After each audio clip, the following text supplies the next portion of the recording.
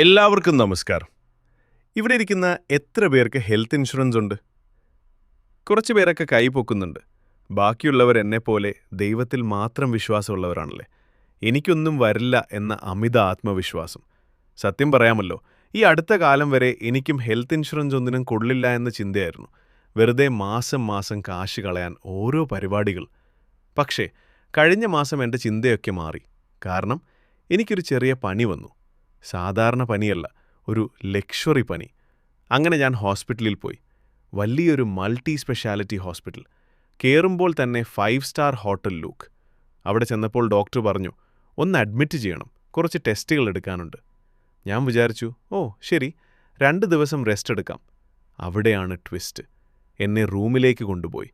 TV ഉണ്ട്, AC ഉണ്ട്, sofa ഉണ്ട്. എനിക്ക് തോന്നി ഞാൻ വെക്കേഷൻ ആഘോഷിക്കാൻ വന്നതാണെന്ന്. നേഴ്സുമാർ വരുന്നു, ഓരോന്ന് കുത്തിവെക്കുന്നു, ജ്യൂസ് തരുന്നു.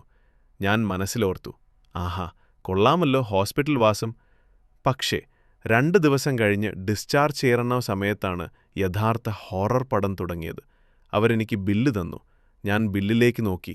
എന്നിട്ട് എൻ്റെ കണ്ണിലേക്ക് നോക്കി. വീണ്ടും ബില്ലിലേക്ക് നോക്കി. എൻ്റെ പനി അപ്പത്തന്നെ മാറി. പകരം BP കൂടി. ആ ബില്ലിലെ തുക കണ്ടാൽ തോന്നും ഞാൻ ഹോസ്പിറ്റൽ മുറി വാടകയ്ക്ക് എടുത്തതല്ല, ആ ഹോസ്പിറ്റൽ തന്നെ വിലയ്ക്ക് വാങ്ങിയതാണെന്ന്. ഒരു പാരസിറ്റാമോളിന് വരെ സ്വർണത്തിൻ്റെ വില. ഞാൻ നേഴ്സിനോട് ചോദിച്ചു, സിസ്റ്റർ, ഞാൻ കുടിച്ച വെള്ളത്തിൽ വല്ല സ്വർണത്തിരിയും കലക്കിയായിരുന്നോ? അപ്പോഴാണ് എൻ്റെ തൊട്ടടുത്ത ബെഡിലെ ചേട്ടൻ എന്നെ നോക്കി ചിരിക്കുന്നത് കണ്ടത്. പുള്ളിക്ക് എന്നേക്കാൾ വലിയ അസുഖമായിരുന്നു. പക്ഷേ പുള്ളി ഭയങ്കര ഹാപ്പി. ഞാൻ ചോദിച്ചു, ചേട്ടാ, ഈ ബില്ല് കണ്ടിട്ട് നിങ്ങൾക്ക് ചിരി വരുന്നുണ്ടോ? അപ്പോൾ പുള്ളി പോക്കറ്റിൽ നിന്ന് ഒരു പ്ലാസ്റ്റിക് കാർഡ് എടുത്ത് കാണിച്ചു തന്നു. എന്നിട്ട് പറഞ്ഞു, മോനെ, ഹെൽത്ത് ഇൻഷുറൻസ് ക്യാഷ്ലെസ് സൗകര്യമാണ്, ബില്ലൊക്കെ കമ്പനി അടച്ചോളും. അപ്പോഴാണ് എനിക്ക് കാര്യം മനസ്സിലായത്.